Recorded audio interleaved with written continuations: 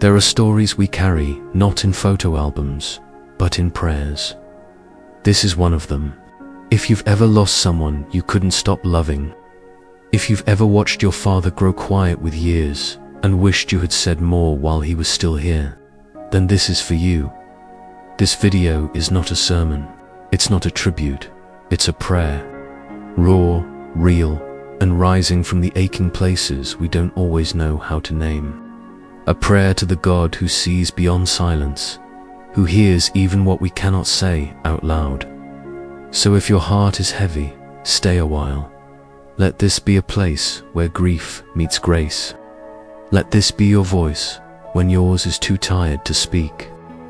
I remember my father's voice, not just the sound of it, but the weight it carried through every room, every silence, every season of our home.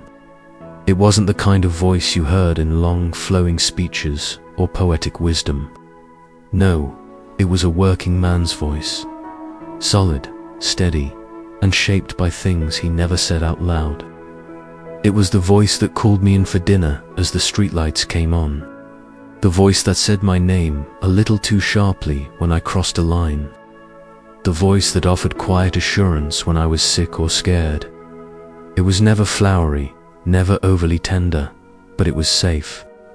It told me, in its own way, that I had someone looking out for me. And in a world as unpredictable as this one, that voice became one of the few constants I could count on. As I grew older, I started hearing that voice differently. I heard the exhaustion tucked behind its firmness. I heard the worry he never voiced.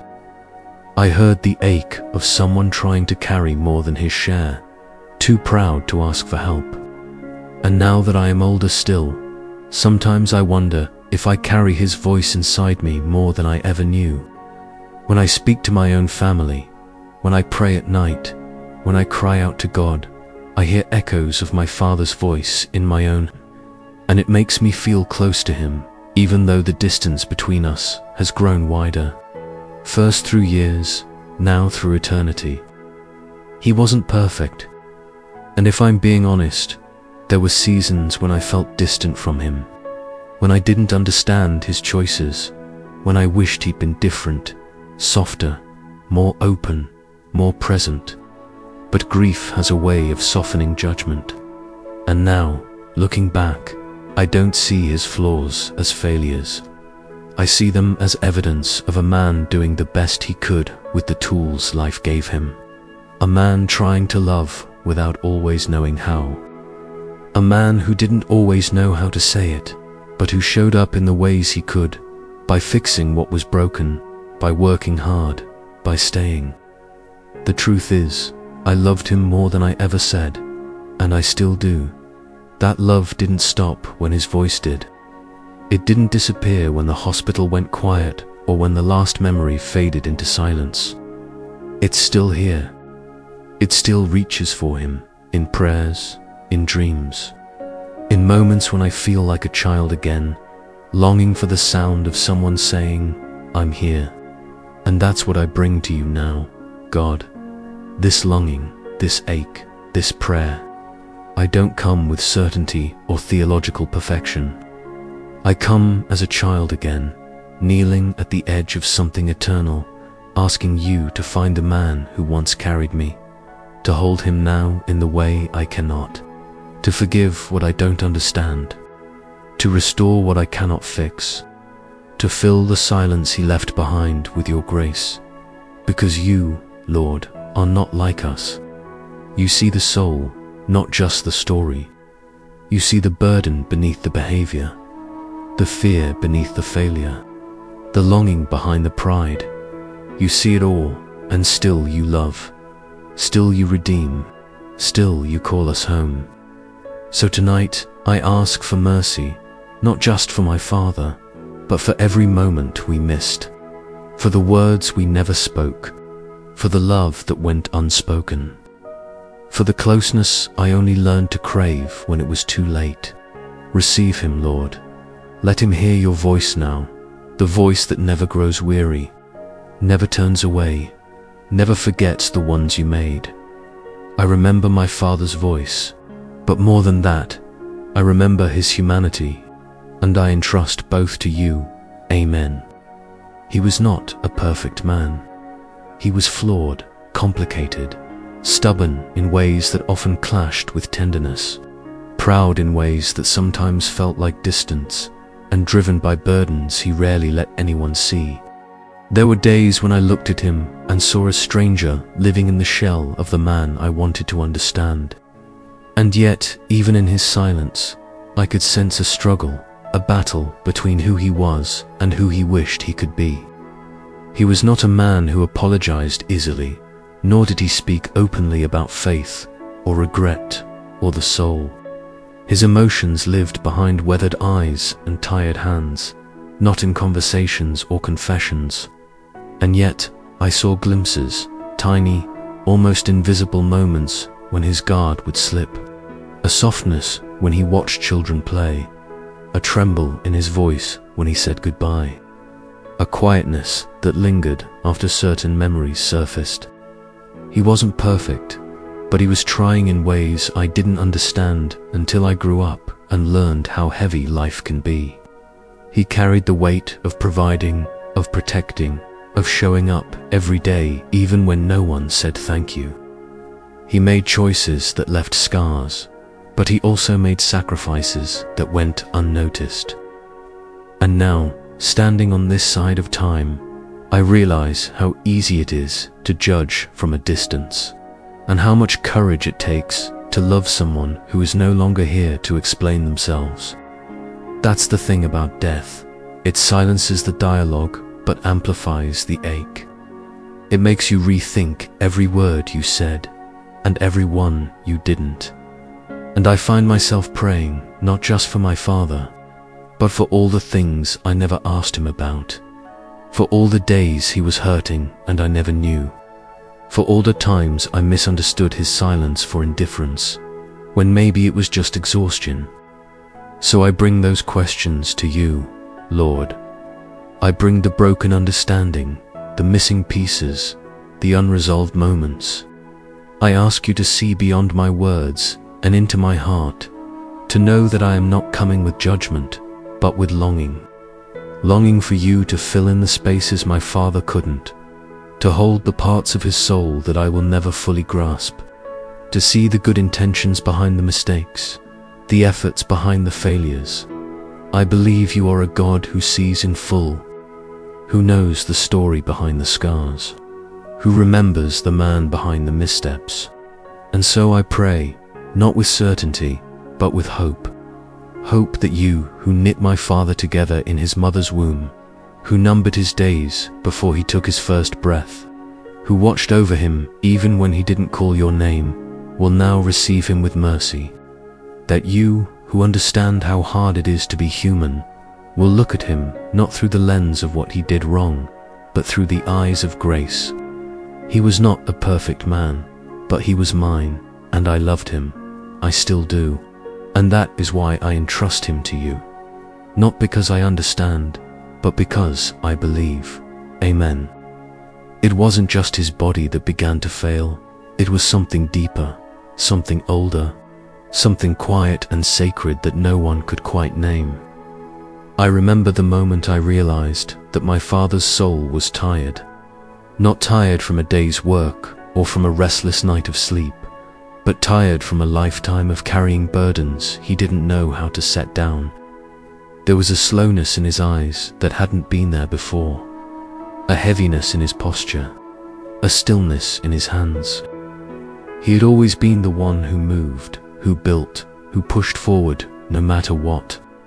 But on that day, he looked like someone who had been fighting for far too long.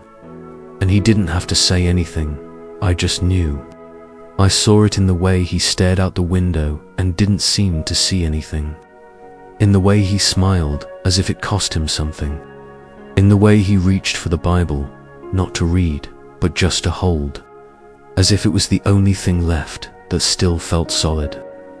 I sat beside him in silence, afraid to break the moment, afraid to speak something too fragile. And yet, in that silence, I prayed, not with words, not even with thoughts, just with presence, just with love, just with a heart that whispered, "Lord, if you are here, come close. He needs you." And I believe God was already there, in the room, in the breath, in the hush of everything unspoken, because that's what love does. It comes close. It enters the weariness. It sits with us when nothing else can. My father didn't ask for prayers that day. He didn't say he was afraid, but I saw it. I saw the little boy inside the man, the questions behind the silence, the hope that maybe, just maybe, God was still listening. And that is what I carry now. That image, that moment, that sacred ache. The day I saw his soul was tired was the day I began to pray, not just for healing, but for peace, for rest, for the kind of mercy that doesn't always come wrapped in miracles, but sometimes arrives as surrender. God, you know what he carried. You know the nights he didn't sleep. You know the fears he never spoke aloud. And now I ask you to lift them, to take the weight off his soul, to breathe into him your peace, to be for him the father he longed for, to hold him the way I wish I could, because if his soul is tired, then let it rest in you, fully, freely, forever. Amen. There are prayers that come easy, the ones we were taught as children, the ones that roll off the tongue in moments of routine. And then there are prayers that live in the quiet corners of our souls, unspoken, unnamed, unresolved. These are the prayers I carried for my father, not because I didn't want to say them, but because I didn't know how. How do you pray for a man who carried so much inside? How do you lift someone to God when you've spent most of your life trying to understand them? I used to think prayer was about words.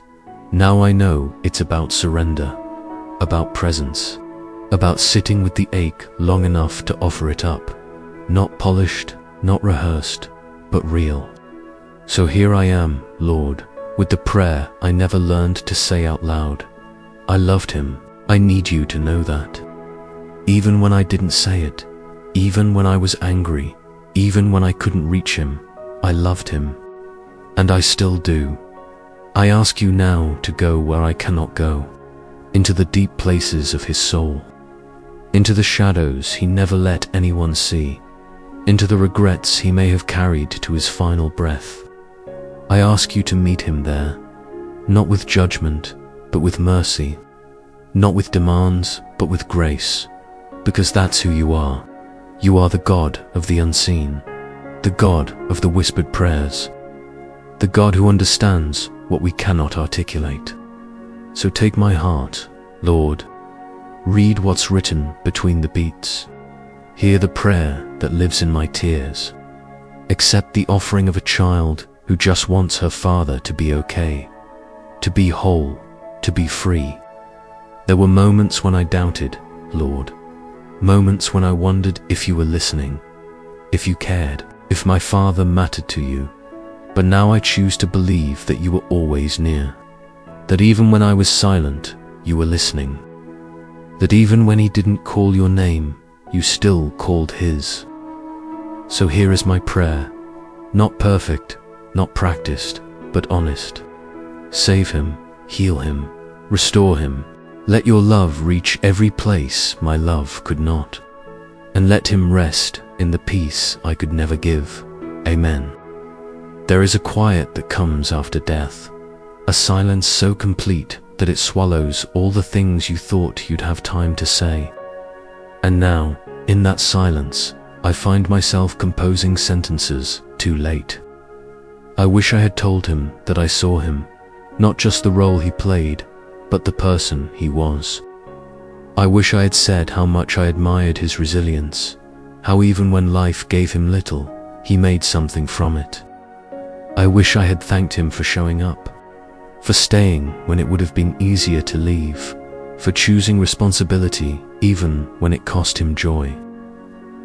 I wish I had told him that I knew he was tired, that I understood his quiet wasn't indifference but protection, that his distance was sometimes just pain in disguise. I wish I had asked more about his childhood, about what made him who he was, about what he feared and hoped for. I wish I had held his hand longer in the hospital. I wish I had prayed out loud beside his bed instead of silently in my heart. I wish I had said the words, the ones that are echoing now. You mattered to me. You were enough. And I love you more than you'll ever know. But time is a thief, and death is its silent accomplice. So now I say these things to God, believing that somehow, some way, they still find their way to the man I once called Dad. Lord, you are not bound by time. You are the God of the living and the dead. The God who hears the prayers we whisper through grief. So I give you these words, carry them where I cannot. Let him hear them, not with ears, but with the soul you now hold. Let him know that his legacy lives not in grand achievements, but in the quiet strength he passed down. Let him feel the peace I never learned how to give. I wish I had told him that forgiveness is real, that whatever pain sat between us no longer stands in the way, that love is stronger than regret, that memory is not just a wound, but a bridge. I wish I had told him that every good thing I try to be is touched by who he was, that in my voice he still speaks, that in my prayer he still lives. God, let these words go where I cannot. Let them mend what was left broken. Let them be light in the darkness between two hearts, mine and his. And if it is not too much to ask, let him know this one thing. I love him, still, always. Amen. It was a quiet night, not different from any other. But something inside me cracked open with a weight I could no longer carry on my own. It had been days, maybe weeks, since he passed, and though the world moved on as if nothing had changed, I was drowning in a silence only grief knows how to speak. The night was cold. I remember how the stars seemed indifferent and how the air felt heavy. I knelt by the window, unsure of what I was doing, if it was prayer, if it was desperation, or if it was just the soul reaching toward something it could not explain. That night, I didn't use fancy words. I didn't try to be strong. I wept. I let the tears fall like a confession. I let the sorrow speak without filter. And in the stillness of that room, I said the words I never thought I'd say.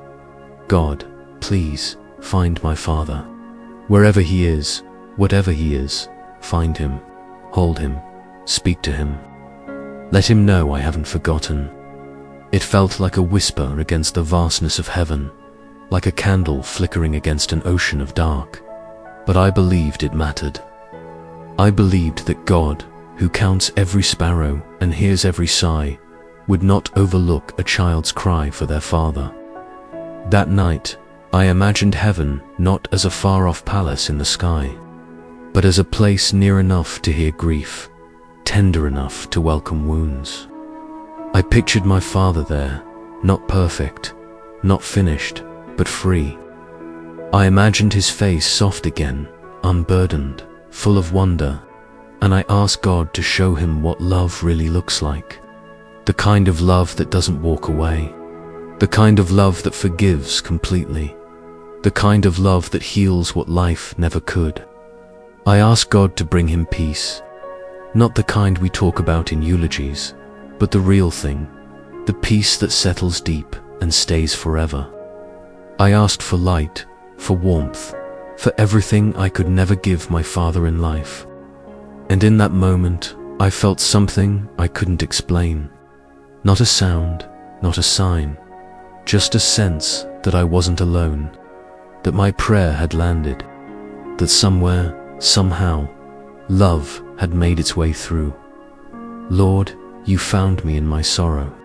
Now find him in his rest. You who leave the 99 to find the one. You who walk into darkness to bring one soul home. Find him, and let him know I was always reaching. Even when I didn't have the words, even when I was angry, even when I was silent, let him know that I prayed, that I hoped, that I still believe you are good, and that your mercy has no end. Amen. If heaven had a window, I would press my face to its light and search the horizon for a glimpse of you. I would search the fields of peace for your silhouette, hoping to see you whole again, no longer burdened by pain, no longer haunted by questions you never dared ask, no longer exhausted by a world that never seemed to give back what you poured into it. I would look for your smile, not the one you wore to get through the day, but the one you saved for rare moments of genuine joy. If heaven had a window, I would call your name into the breeze and wait for your answer, even if it came as a whisper through the wind or a flicker of recognition in my chest. I'd ask you all the things I never got to, and I'd listen with the kind of attention I didn't know how to give you before. I'd say the words I thought I'd always have time to say. I forgive you. I'm proud of you. I still carry your love. If heaven had a window, I would leave flowers on its ledge, reminders of everything you missed, birthdays, weddings, ordinary Tuesdays. I'd hold up the people you never got to meet and tell you how they carry your eyes, your stubbornness, your quiet strength. I'd tell you how sometimes I still hear your voice in mine, and how grief has become a companion, not one I asked for, but one who teaches me how to love more honestly. If heaven had a window, I'd ask you what it's like to be free. I'd ask if you met the God I've cried to, if you finally felt the arms that hold beyond what words can reach. I'd ask if you found peace, not just the absence of pain, but the presence of something deeper, something whole. And I would ask if you still think of me, if my prayers echo through that eternal place, if love can bridge even this chasm of life and death. But heaven doesn't have a window, at least not one I can see. So I close my eyes and imagine instead. I imagine you at peace. I imagine the questions no longer matter. I imagine the love I still feel isn't wasted, but received. And maybe that's what faith is. The willingness to believe in connection beyond visibility. The courage to say, I know he's not gone, not really. So Lord, if heaven has windows, even just one, let it open wide enough for my Father to know I'm still here, still loving, still grieving, still hoping. Let it be enough that I believe. Let it be enough that I trust you've brought him home. Amen. Grief is not always loud. Sometimes it lives quietly inside the routines of life, folded into the moments no one else notices. It's in the way I pause at the sound of your favorite song.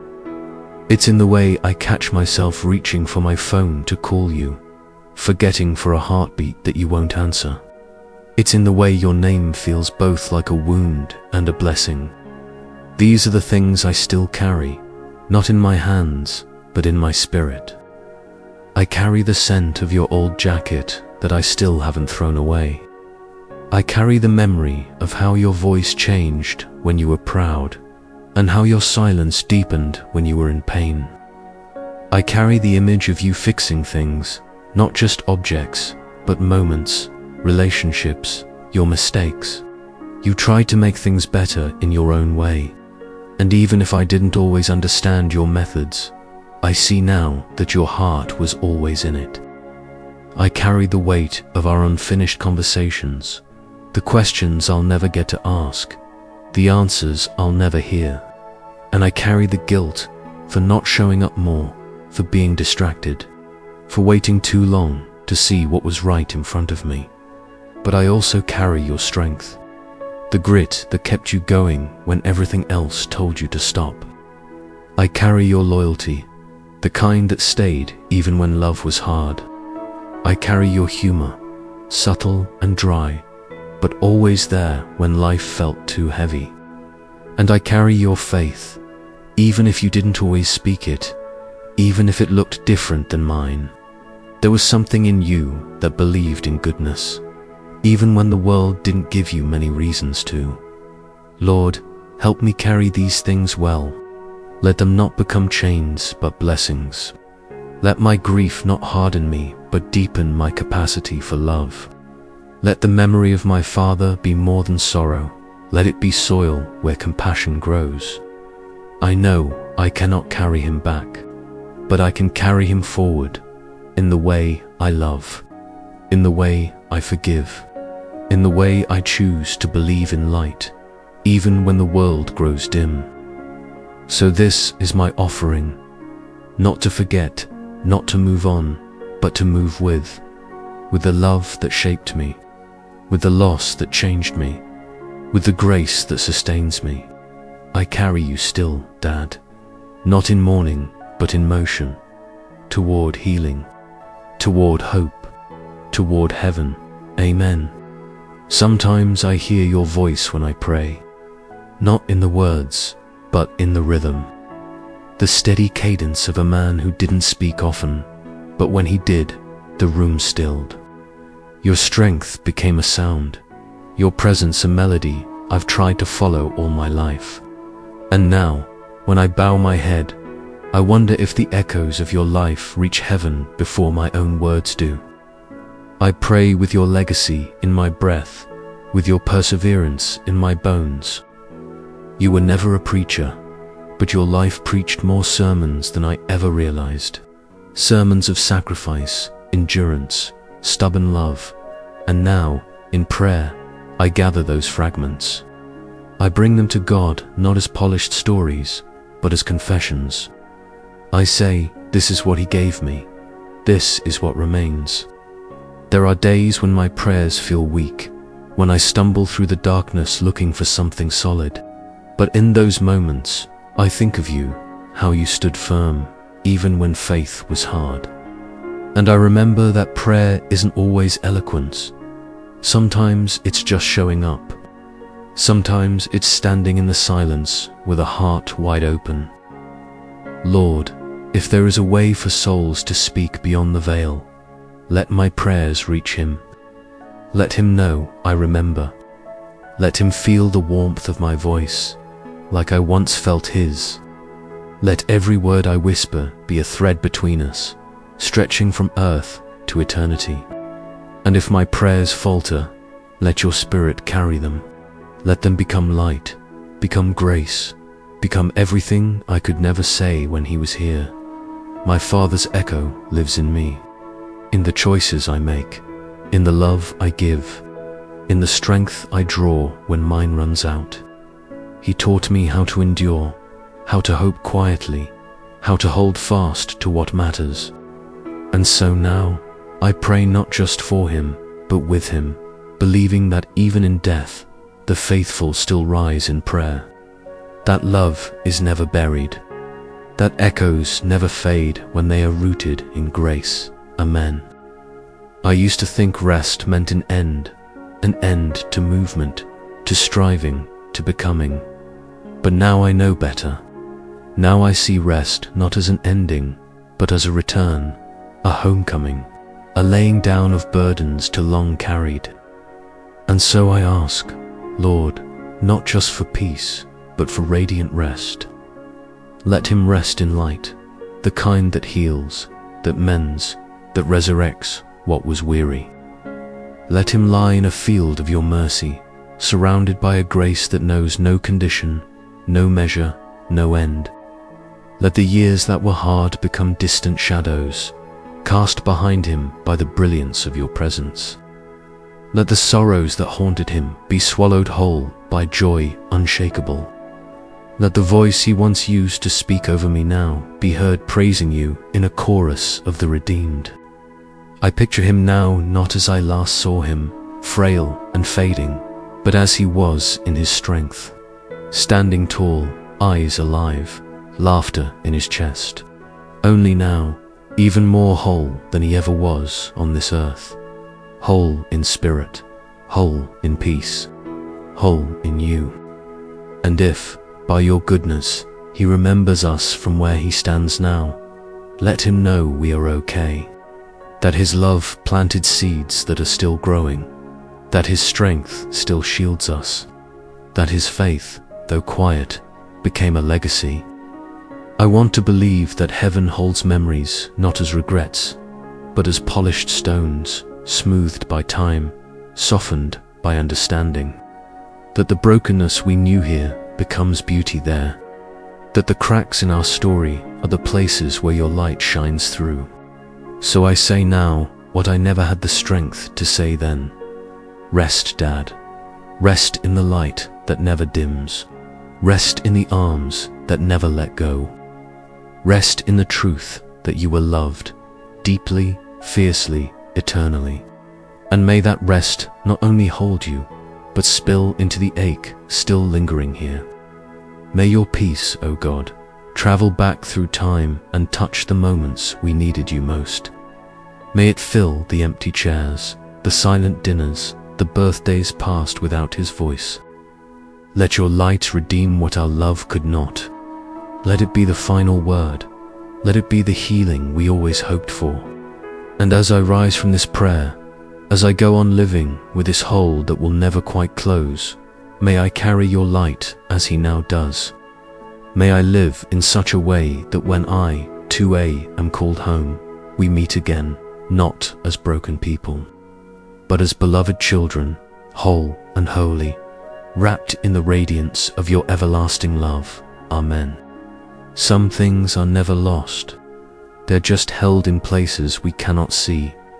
Your love for him still matters.